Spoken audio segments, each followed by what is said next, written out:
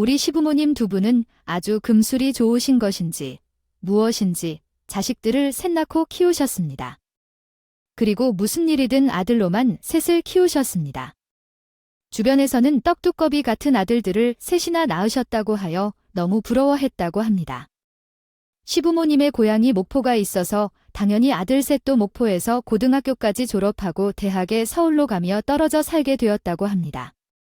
목포는 항구의 도시이기 때문에 어촌 경제가 발달해 아들 셋의 시집을 생각하면서 부러워한 것으로 알고 있습니다. 그러나 자식들을 키워보니 모두가 서울에서 일을 하면서 목포에는 관심을 보이지 않게 되었습니다. 우리의 장남인 남편과 둘째, 셋째 서방님들, 특히 목포를 싫어하겠지 했는데 그 바닷가 냄새가 항상 나쁜 기분을 주더라고요. 정작 부모님은 첫째인 우리 남편을 가지고 싶어서 낳았지만 아들이었고 둘째는 딸을 갖고 싶어서 생겼는데 또한 아들이라 크게 실망하셨어요. 셋째까지는 딸을 가지고 싶어서 낳으셨었네요. 넷째를 어떻게 해야 할지 고민하지만 넷째까지 낳을 시기에는 바쁘셔서 이루어지지 못했다 하더라고요. 게다가 4명 모두 아들이었다면 정말로 힘들 것 같아서 포기하셨답니다. 그래서 딸을 갖는 열망이 뚜렷하신 분이셨어요. 남편과의 연애와 결혼을 위해 목포로 찾아가서 인사드린 그날은 아직도 잊혀지지 않아요. 집 앞마당을 벗은 발로 제게 뛰어와서 따뜻하게 안아주시는 모습은 정말 잊을 수 없었어요. 처음에는 너무 당황하여 아무런 행동도 취하지 못하고 딱 굳어버렸다 뭐예요? 내가 얼마나 딸 자식을 가지고 싶었는지 모르겠다. 정말 나에게 딸과 같은 며느리가 되어줄 거니? 나도 엄마 같은 혐의가 되어버린다. 우리 잘 지내보자. 저는 당연히 요구하는 말인 거예요. 그 말이 빈말이라고 생각했었죠. 세상에 시자 붙은 사람치고 못되지 않은 사람이 없다는 말이 있잖아요. 딸과 같은 며느리라는 말이 세상에서 제일 무서운 말 아니겠어요? 제가 진짜 우리 친정엄마에게 하는 것처럼 시어머니 집에 가자마자 소파에 누우면 엄마가 놀라겠지만 예상했던 대로라 더 긴장하게 되었다. 그런 대화에 속아서 편안한 척하면 안 되는 게 분명했다. 절대로 조심하고 예의를 갖춰야 한다. 그렇게 생각했어요. 우리 시댁은 목포에서 과메기를 말아 파는 곳이다. 사업을 하셨는데 집안의 전통에 따라 몇 세대째 이어오신 사업이라 사업이 꽤 컸어요. 그러니 자식들을 전부 서울로 보내고 서울에 집도 해주시며 뒷바라지를 해주셨겠지만 며느리의 돌봄을 전부 맡아야 한다고 생각했어요. 명절이 다가오거나 시댁 행사가 있을 때는 당연히 목포에 내려가야 한다고 생각했고 그 과정에서 시부모님을 도와 과메기를 말리는 것도 도와드렸어요. 그런데 처음부터 시어머니가 제게 딸 같은 며느리가 되어 달라고 했던 게 빈말은 아니었는지요. 제가 일을 하러 가면 계속 쉬라고 하시더라고요. 고사리 같은 손길로 이런 일을 하려 하면 나선다고 하지 말라며 저 방으로 들어가서 구들장에 몸을 지지며 쉬어라. 어차피 내가 해봐야 손만 2번 가는 거잖아 애라고 말씀하셨어요. 별 도움도 없어서 얼른 쉬었다가 내가 맛있는 밥 해주면 돼. 그러니까 면모도 하고 계시나 보네요. 시어머니께서는 말이 조금 세다죠. 처음에는 오해를 했다가 시간이 지나면서 시어머니의 성격을 조금 이해하게 되었어요. 사실 조금 무서웠지만 시어머니의 진심이 느껴져서 내가 충분히 시어머니를 이해할 수 있었어요. 처음에는 과메기를 먹는 것에 대해 어려움을 겪었어요. 그렇지만 시어머니가 먹는 모습을 보면서 나도 내려야겠다고 생각했어요. 그래서 과메기를 시도해봤어요. 시어머니의 삶을 빨리 싸주세요. 도시 사람들은 이런 걸 잘 안 먹는데 우리는 한평생 이것만 말리고 먹어와서 그런지 암시롱도 안 합니다. 여기다 미역삼을 싸먹으면 덜 비리고 맛도 좋아요. 물론 우리 집 가기가 다른 집보다 비린맛이 덜하고 가업 전통이 비법이 있거든. 저는 뭘 좋아하는지 몰라서 일단 다 차려봤다고 해요. 사람들이 진미가 즐비한 상차림을 매번 차려주셨어요. 너무나 대접을 잘 받으니 몸이 뻣뻣했는데 시어머니께서는 꼴꼴 웃으시면서 호탕하게 말하시더라고요. 내가 너하고만 이러겠니? 우리 둘째랑 셋째도 며느리만 데리고 오면 이만큼 해주지. 내가 아주 팔도 씻겨줄 수 있다. 하루 빨리 여자만 데리고 와서 결혼하겠다고 하면 얼마나. 저는 결혼 전에 살짝 겁을 먹었던 것에 죄송할 정도로 시댁이 편해졌어요. 시어머니에게 더 잘하고 싶은 마음이 가득 들었죠. 가끔 툭툭 내가 집도 사주고 너네 수발 다 들어주잖아 하는 식으로 톡 쏟은 이야기 할 때마다 눈치가 보이긴 했지만 그게 저한테 눈치 주려 하시는 말이 아닌 걸 잘 알았고요. 그저 시어머니 말투가 원래 드센 부분이 있어서 어쩔 수 없이 나오는 말이라고 생각하고 익숙해졌어요. 물론 그렇게 적응하는데 시간이 조금 걸렸지만 괜찮았어요. 시댁에만 가면 무슨 돼지가 사육을 당하는 것처럼 마냥 먹고 자고 바다 구경만 하고 그러고 왔는데 딱 한 가지 단점이 있었죠. 서울에서 목포까지 이동하는 시간이 너무나도 오래 걸린다는 것이었습니다. 이거였어요. 그거만 아니었어도 더 자주 찾아볼 수 있었을 텐데 7시간이나 걸리는 거리라서 너무 멀리 느껴졌어요. 차를 타고 가는 길에는 오이 다 빠져서 자주 찾아뵐 것이 너무 어려웠어요. 참 웃기죠. 자주 가고 싶은데 자주 갈 수 없다는 것이 단점이라 다른 며느리들이 조금 다르게 느껴질 수도 있겠네요. 아무튼 시집보고 3년이란 시간 동안 시어머니가 제게 정말 잘해주셨어요. 저와 관련된 일이라면 늘 빠르게 뛰어나와 반겨주셔요. 제가 목포에 갈 때마다 누구보다 좋아해주셨고 더 챙겨주지 못해서 안타까웠어요.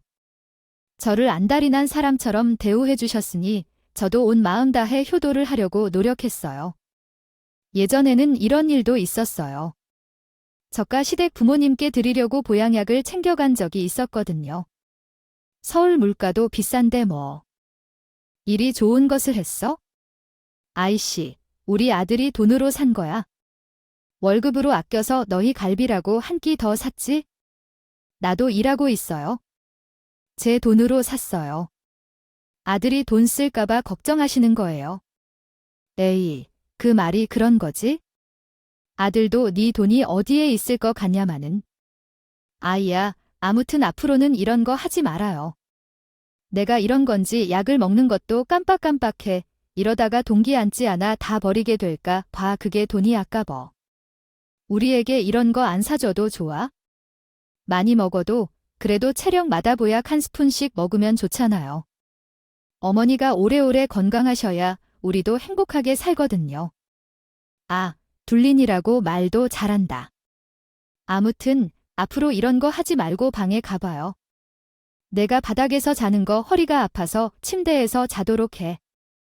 부모님께서는 딱딱한 바닥이 좋으신다고 하셨는데 침대 생활을 하지 않으시는 분이셨습니다. 그래서 오로지 제가 가끔씩 방문하면서 자고 가는 경우에는 허리가 아플까 봐 비싼 침대까지 준비해 주셨어요. 제가 1년에 몇 번이나 방문하는지에 상관없이 이렇게 정성스럽게 챙겨주시는 것에 감사한 마음뿐이었죠. 침대 사이즈도 엄청 큰 사이즈로 주문을 해주셨다고 해요. 제가 잠을 자다가 침대에서 떨어지면 안 되니까 신경을 써주시는 것에 감동을 받았습니다. 제가 찾아가도 바빠져서 못 만날 때가 있어도 제가 방문하면 일을 다 제쳐두고 챙겨주시고 목포 구경도 시켜주시고 맛집에도 데려다 주셨어요. 제 입맛에 맞는 집인지도 꼼꼼하게 살펴보시고 잘 먹는 것 같으면 택배로 서울 집까지 보내주시기도 하셨어요. 저는 하루빨리 서방님들이 결혼을 해서 동반자들과 함께 재미를 나눌 수 있기를 기대하고 있습니다.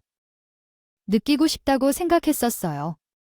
하지만 둘째와 셋째 서방님들께서는 목포까지 내려오기 귀찮다고 하시며 명절에도 올까 말까 하며 얼굴을 잘 비추지 않으셨죠.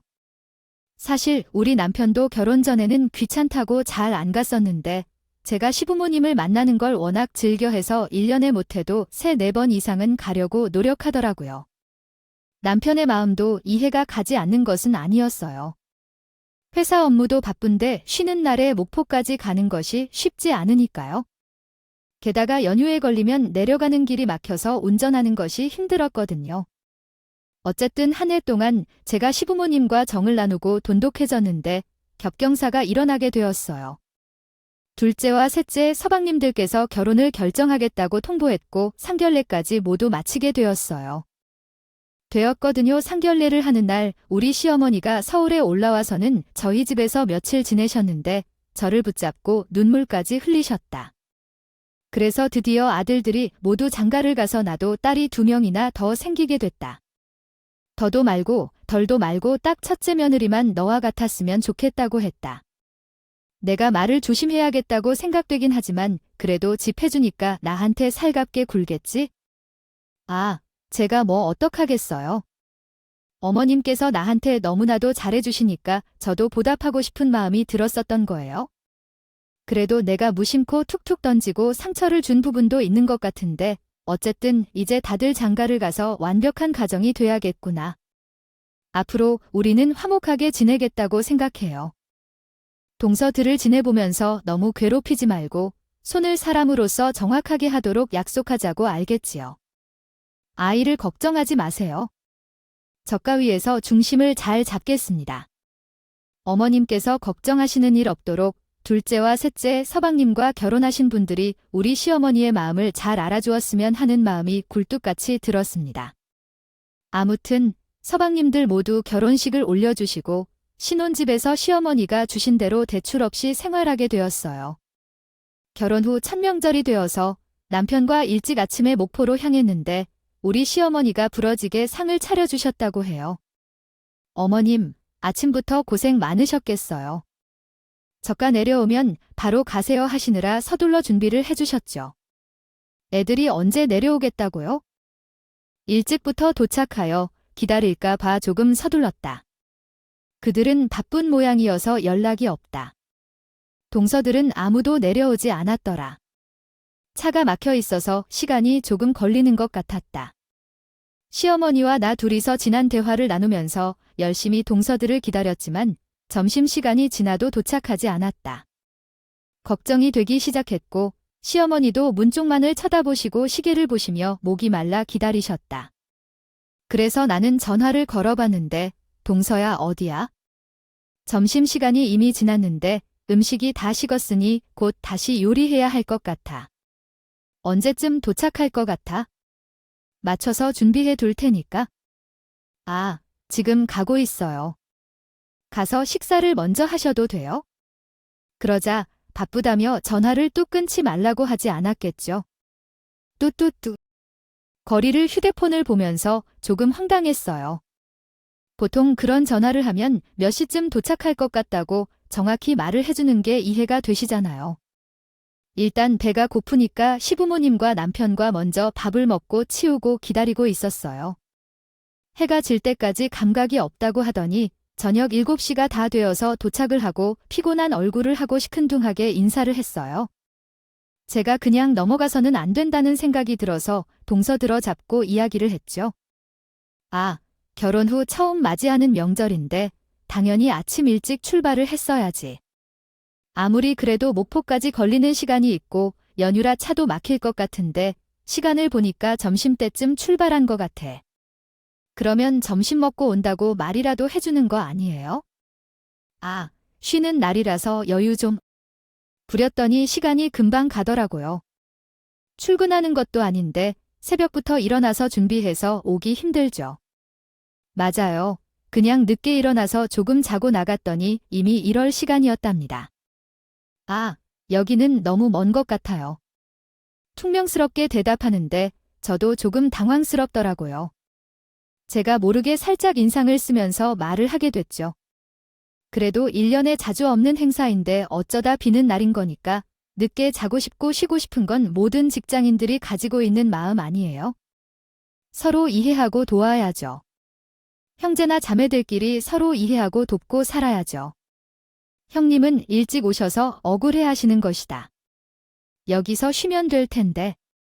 어머님은 우리에게 일을 시키는 것도 아니고 아이가 그렇게 겁을 먹고 느끼는 건 알 수 없지?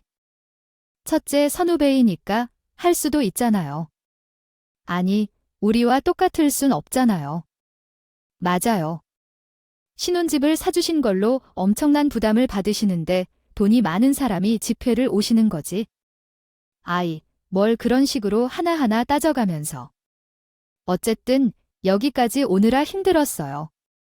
둘의 신혼집이 가깝다 보니 자주 만나는 것 같은데 얼마나 짝꿍이 비슷한지 말을 귀 기울이지 않더라고요. 우리 시어머니는 그런 분이 아니라고 해봐도 듣지도 않는데 제 마음이 얼마나 답답한지 모르겠어요. 그냥 그 정도로 끝냈으면 좋았을 텐데 못된 동서들이 글쎄 시어머니한테 아들 시어머니가 제게 하는 대로 동서들을 챙기듯이 먹을 거라도 손에 든 것 보면요.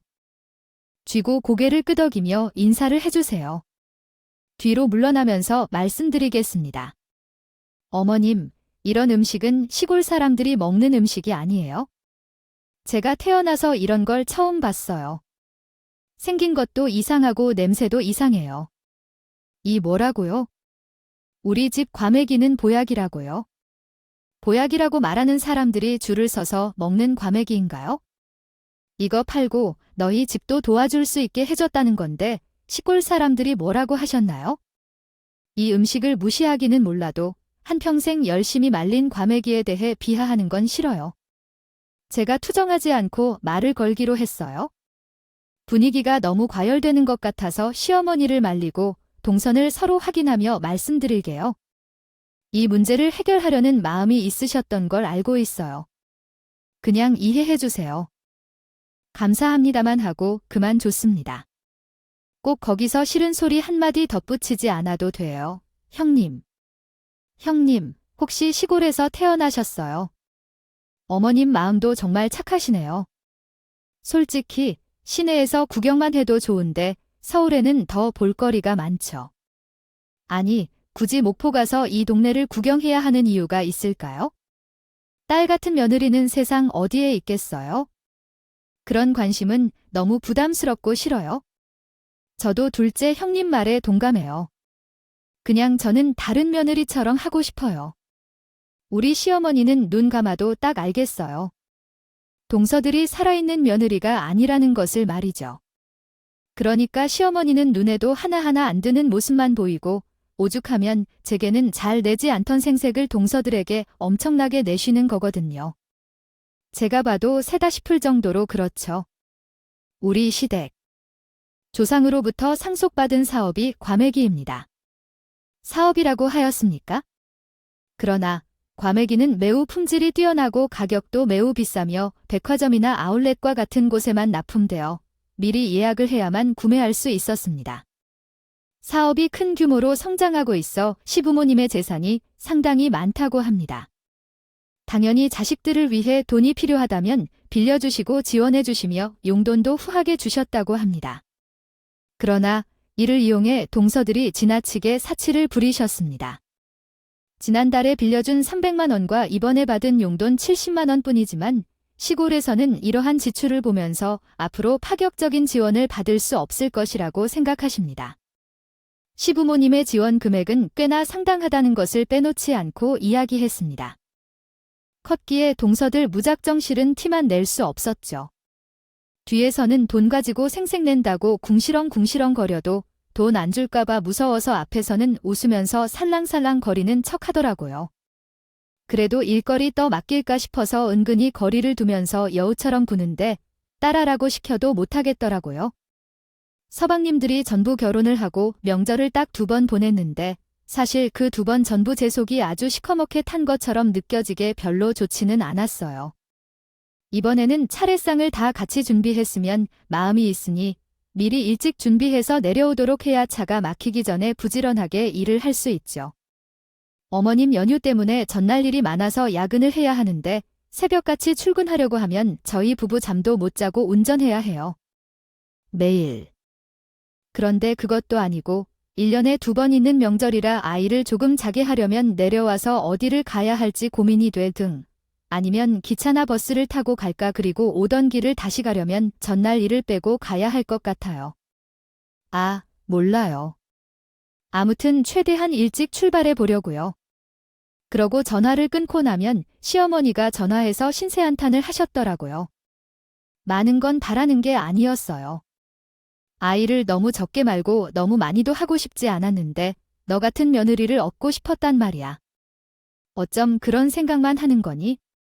결국 동서든 검게 다시 한번 싫은 소리를 하려고 문자 메시지를 보냈어요. 동서든 우리 부부는 일 때문에 피곤하지만 매번 새벽처럼 일찍 출발해서 시댁에 갔어요. 어머님이 혼자서 할 수 없는 방대한 일이기 때문에요. 1년에 단 2번뿐이니까 우리가 서로 나눠서 하면 편해 안 될까요? 그러니까 이번에는 일찍 와볼까요? 동서들 입이 대빨 나오는 게 눈에 보이기는 했지만 제가 말을 또 씁니다. 알겠다고 했다가 정말 새벽같이 출발하면서 일찍 왔어요. 그런데 이것들이 아예 재앙인지 하라는 대로 일 하나하나 전부 망치기만 하는데요.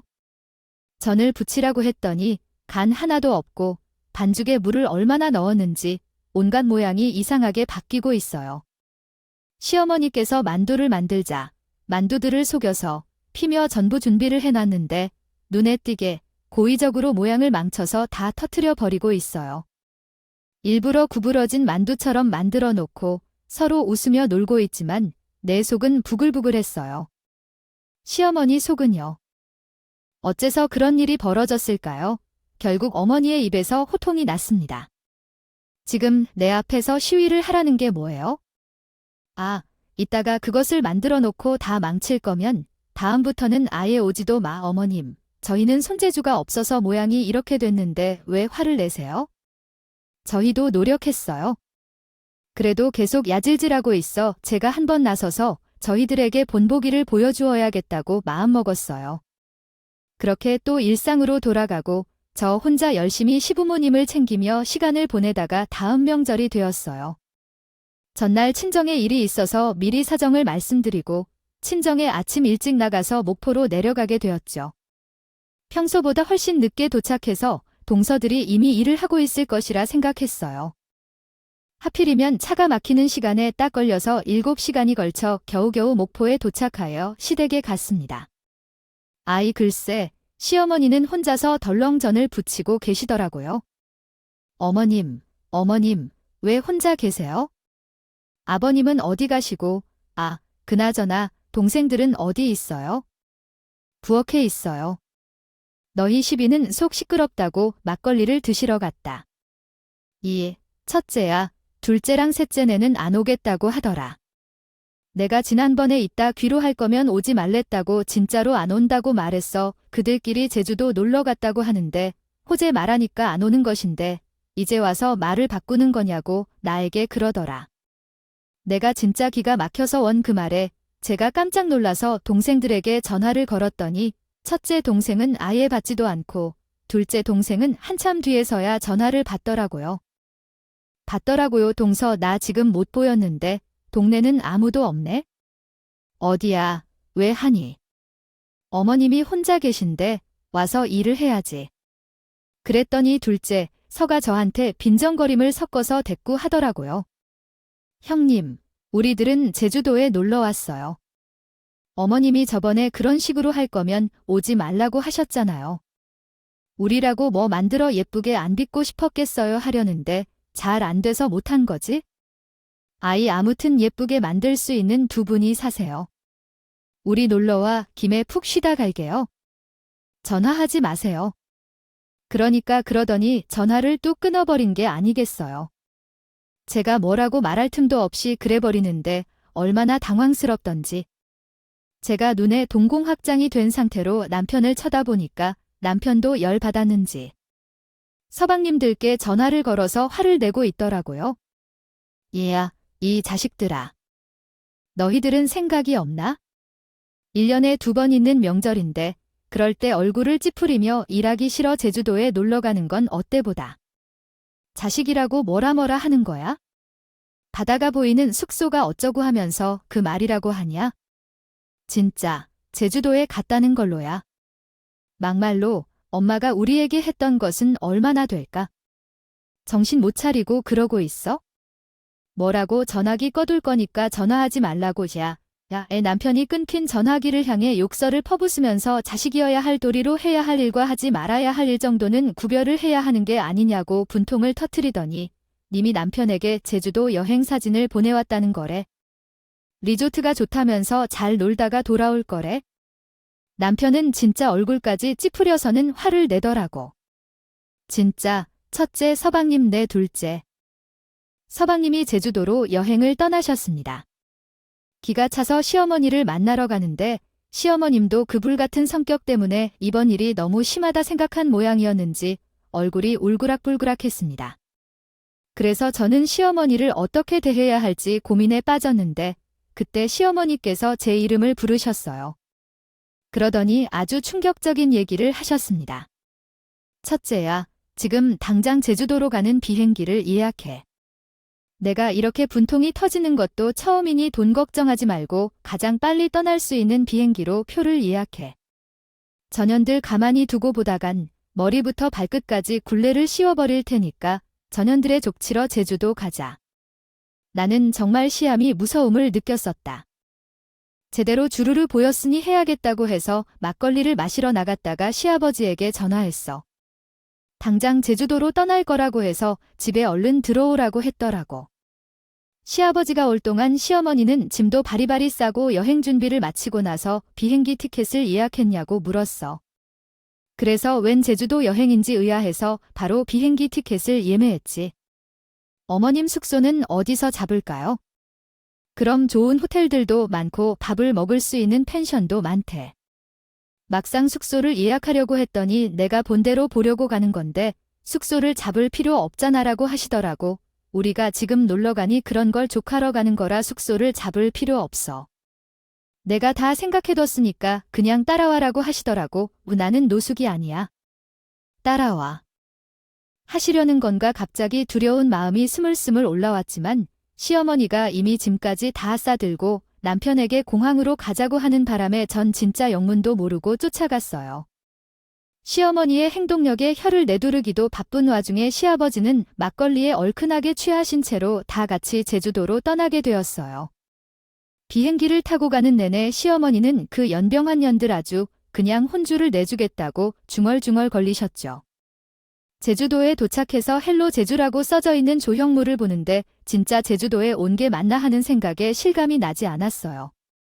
명절에 전이나 부치고 만두나 빚을 줄 알았지 이렇게 갑자기 제주도까지 오게 될 줄은 상상도 하지 못했으니까요.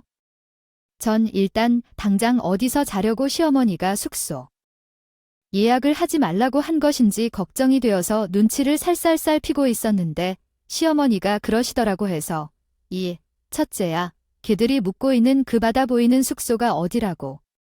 거기로 가자. 내가 아주시가의 무서움을 보여주던가 해야지. 남편이 사진을 보고 찾은 건지 아니면 대충 주소를 물어봤던 건지 모르겠지만 서둘러서 렌트카를 끌고서는 서방님들과 동서들이 묵고 있는 숙소에 도착을 했어요. 공항에서 40분 정도 떨어진 곳이었는데 가니까 꽤 유명한 리조트라고 구경을 하려고 눈을 돌리는 순간 시어머니가 서방님께 전화를 걸더라고. 그래, 내가 지금 거기 리조트 앞에 도착했으니까 잔말 말고 내려와. 내가 너네 사준 집 다 뺐고 머리털 밀어버리기 전에 당장 내려와. 주차장으로 서방님이 뭐라 하기도 전에 고 지난 문제에 이어서 이야기를 이어주었습니다. 전화를 끊은 시어머니가 리조트 입구만 뚫어지게 보시더니 어리둥절한 모습으로 서방님이 두 분이 내려왔는데 진짜 주차장에 시부모님과 저 그리고 남편까지 짐을 바리바리 싸들고 있어서 당황해 하더라고요. 아니, 어머니, 여기까지는 어떻게 찾아오셨어요? 이 침들은 다 뭐예요?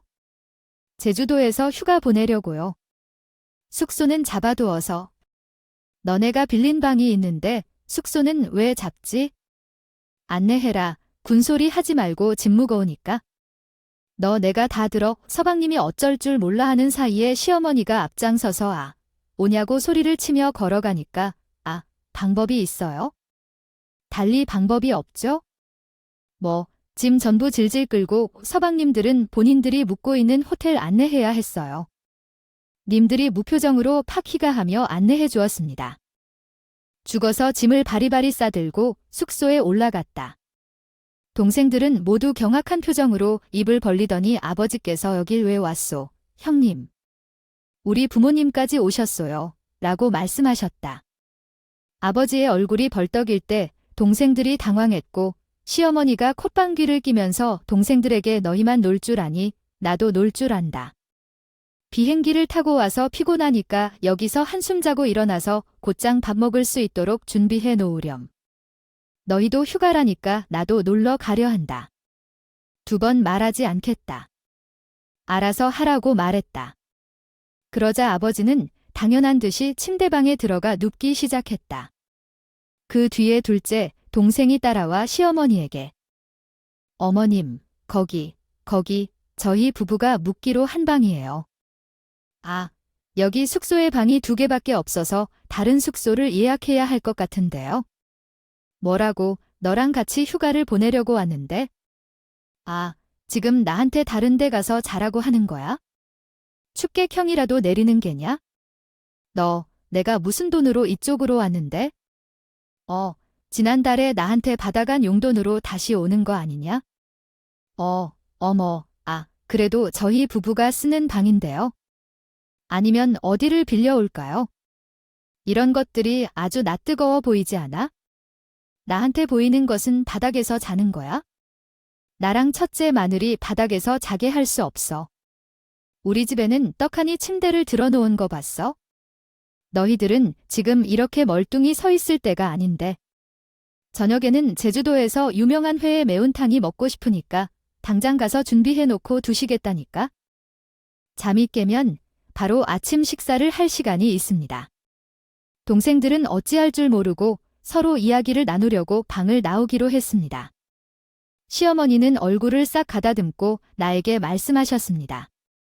침대로 올라와 단정히 엎으라고 옆으로 쓱쓱 쓸어주시더니 웃으시며 말씀하셨습니다.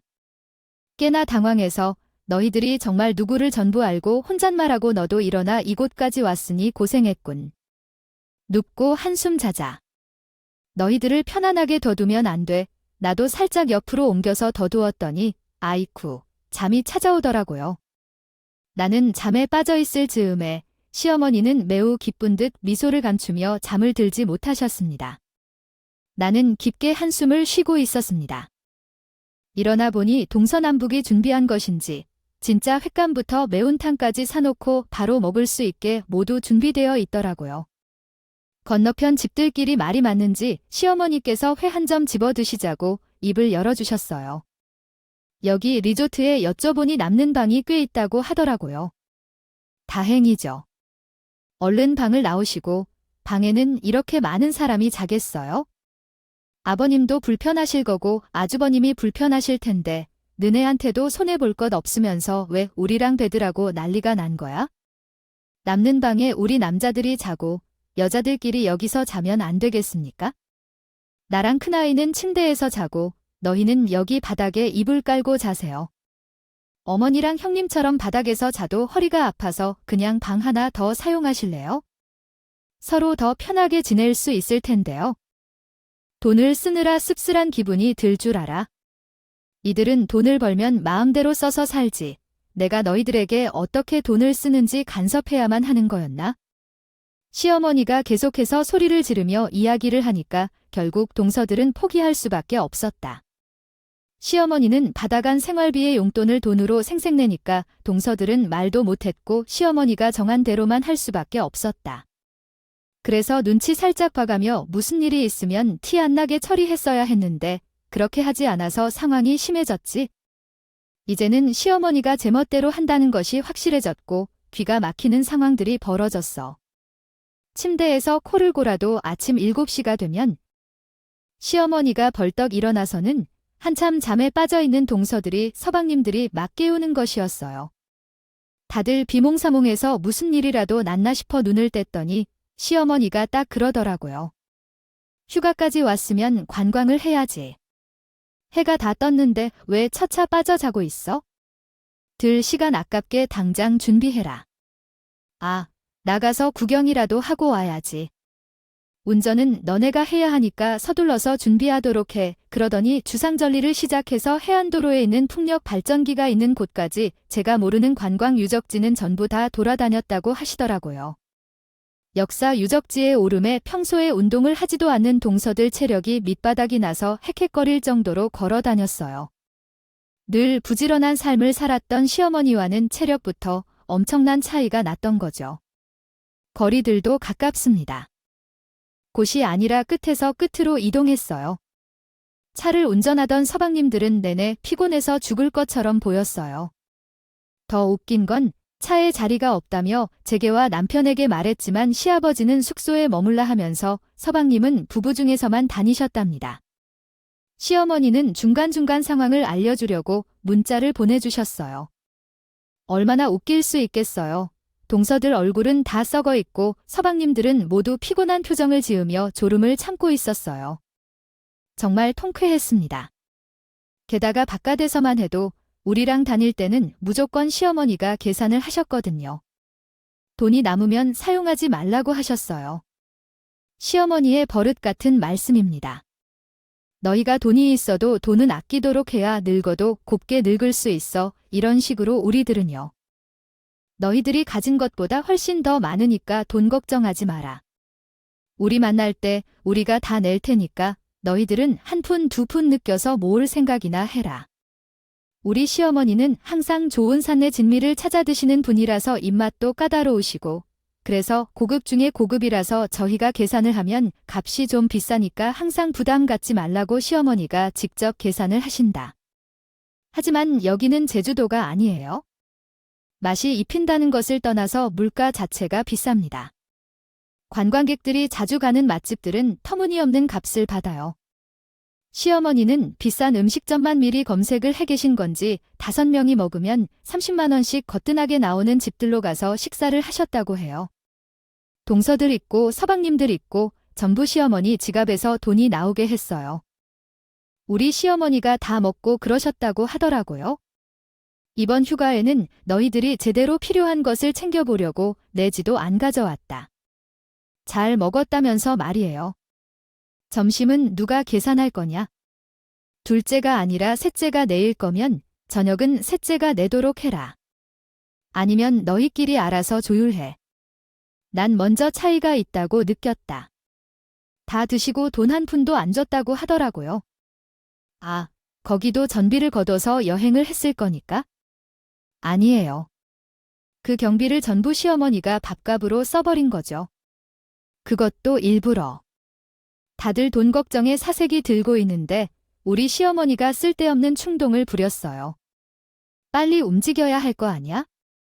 지금까지는 첫째랑 너희 시아버지랑 굶겨 있을지도 모르니까 여기 음식이 맛있다고만 보장해 가자. 숙소에서 지루할 텐데 먹을 거 사서 가자. 관광지 왔으면 기념품도 살 것이고 돈을 많이 써야 해. 쓰게 만들었대요. 정작 저희 부부와 시아버지는 시어머니가 빌려주신 렌트카하고 근처에서 이것저것 여유롭게 구경을 하고 다녔지만 어찌나 그 시간이 즐겁고 행복하던지 동서들과 딱 반대되는 기분으로 휴가를 보낼 수 있었어요. 다음 날이 되니까 하루 만에 다크서클이 무릎까지 내려온 모양새를 한 동서들과 서방님들 시어머니에게 넌 짓이 언제 올라갈 거냐고 물어보더라고요. 에이, 우리 집에 가는 비행기 안 끊었는데 너네 가는 날 올라가려다 나도 생전 처음으로 비행기 타고 제주도를 와보니까 너무 좋네. 여보, 우리 나중에 더 늙으면 여기 와서 살까요? 아, 명절에 애들 휴가 오는 기분 들고 좋겠네. 그 말에 동서들 표정이 점점 경악으로 물들더라고요. 동서들 집에. 비행기표가 이틀 뒤가 되었다면 아이야, 그럼 내일 엄마는 무엇을 하실 건가요? 만약 특별한 일정이 없다면 좀 쉬시겠죠? 그렇죠. 그러던 중 시어머니께서 동서들과 서방님들께 휴대폰을 드린다 하셨어요. 휴대폰 화면을 보니 다들 동태 눈길이 되어 입을 벌리고 아무 말도 하지 못했다고 하네요. 그것이 무엇이었냐고 묻자마자 시어머니가 요청하신 대로 미리 예약해둔 한라산 탐방 예약증이었습니다. 제주도에 가면 한라산은 한 번 꼭 올라가야 한다더군요. 노인들도 천천히 가면 충분히 갈 수 있다고 하니까 너희들도 가능하겠지요. 어쨌든 너희들이랑 나랑 함께 올라간다면 문제 없겠지요. 어머, 어머님께서 내일 한라산에 올라간다고요? 그렇군요. 그것도 제가 어린 시절에라도 가야 빨리 올라갈 수 있겠죠. 사진을 보니 아주 아름답군요. 그런 경치를 언제 즐길 수 있을지 생각해 보겠다. 여기에 와서 직접 경험해 보아야겠다. 모든 것을 하나하나 살펴보려면 힘을 내서 올라가야 한다. 내일 새벽부터 가야 하니까 일찍 일어나야 할 것이다. 모두들 일찍 자야 한다고 하지 않았었나? 여러분은 침대에 올라가서 옆자리를 팡팡 치며 제게 부르지 않겠지요? 우리 첫째 며느리를 너무 심심하게 내버려 두는 것 같군요. 그래도 이번 여행은 동서들 희생을 감수할 만한 가치가 있지 않을까요? 그래서 얼른 자자고 말했더라고요. 그 말에 동서들이 저를 너무 불쾌해하는 표정으로 쳐다보고 불만스럽게 이야기했습니다. 형님, 혹시 우리 잡종만 가고 형님은 안 가시나요? 우리 막내 동서 부부만 가는 건가요? 우리는 정말로 한라산에 가야 해요. 형님이 어머님께 말씀 좀 해주세요.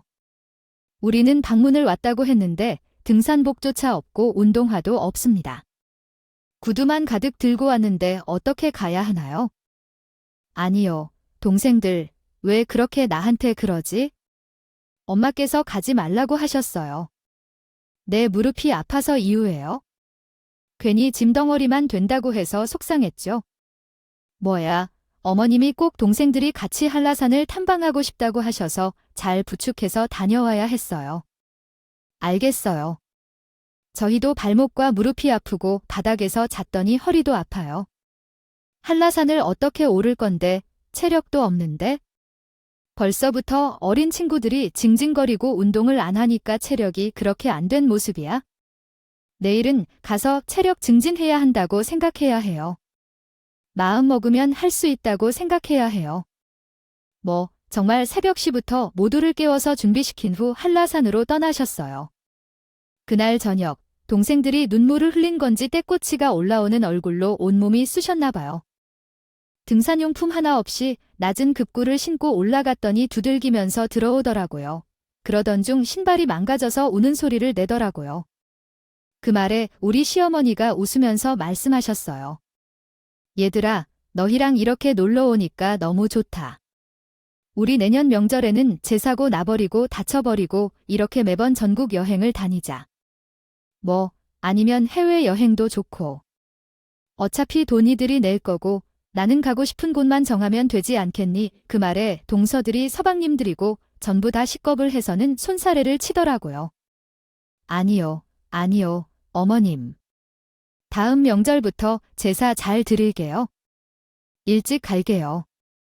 저희가 그동안 전 부치는 거랑 만두 있는 거 연습해서. 저는 너무나 잘못을 했어요. 앞으로는 절대로 어머니 앞에서 시댁을 무시하는 일을 하지 않을 거예요. 아니요. 내가 너한테 이렇게 여행 다니는 게 더 재미있을 것 같아. 나도 기분 전환이 되고 좋을 것 같고. 어머님, 정말 잘못을 했어요. 이번에 어머니께서 우리에게 신혼집을 지어주신 걸 빌미로 거들어 차는 것 같다고 생각했어요. 용돈을 주시면서도 한 번도 수고했다는 말 없이 돈을 주는 게 좀 서운했고 빈정거려서 우리를 싫어한다는 느낌을 받았어요. 내가 인생 동안 열심히 일하며 살아온 걸 생각하면 조금은 감동이 있긴 하지만 그게 내 진심은 아니라는 걸 잘 알면 좋겠어요. 서로가 소통해서 해결하면 좋을 것 같아요. 말도 못하더라도요. 1년에 한두 번 만나는 것이 그리 귀찮냐고. 이런 여행 말고 휴가 내고 오면 되는 거 아니냐? 내가 명절 연휴가 길어지면 내내 붙잡고 있는 것도 아니고 이틀 정도만 지내다 가라는 건데 그게 그리 어렵냐? 어떻냐? 이렇게 내가 들러붙어서 너희한테 이래라 저래라 하니까 그 피곤하지. 죄송해요. 정말 면목 없네요. 우리가 잘못했어요. 그래도 시어머니는 분이 풀리지 않았는지 한마디 더 덧붙이시고 내일 하루만 있으면 이제 서울 갈 건데 내일은 무리하지 않게 놀아보자. 그 말만큼 동서들이 벌벌 떨게 하는 말도 없었지요. 그날 밤에 동서들 3박 4일 내내 바닥에서 자느라 허리 아파 한라산 가서 몸쑤셔 앓는 소리를 내면서 울면서 자다가 다음날 아침에 눈을 떴을 때 동서들이 기분이 좋진 않은 표정으로 앉아 있어서 제가 시어머니를 모시고 나갈 것이라고 하고 하루 푹 쉬라고 권했어요.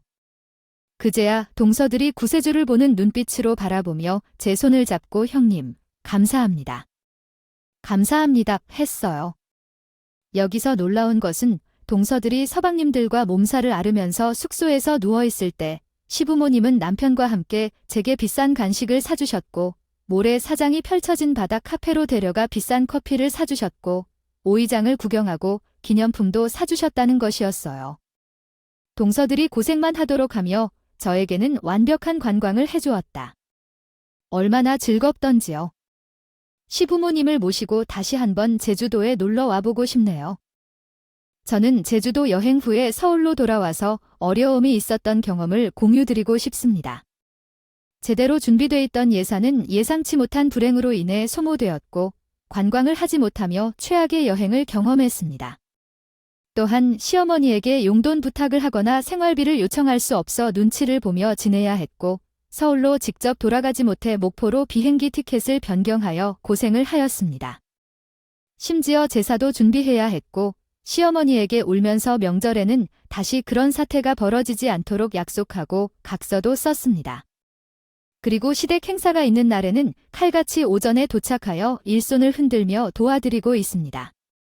인생은 정말 경험을 통해 배우는 것인지도 모르겠네요. 시어머니와의 의사소통 부족으로 오해나 그런 일들이 생길 수도 있겠지만 그래도 시댁을 위해 이렇게 노력해야 한다는 이유가 있는데요. 우리 시어머니가 제대로 돌려준 만큼 앞으로 우리 동서들이 정신 차리고 제대로 마음을 먹고 살았으면 좋겠습니다. 이게 얼마나 갈지 모르겠지만 더 재미있는 일이 생기면 다시 와서 썰을 풀어보겠습니다. 제 이야기를 들어주셔서 감사합니다.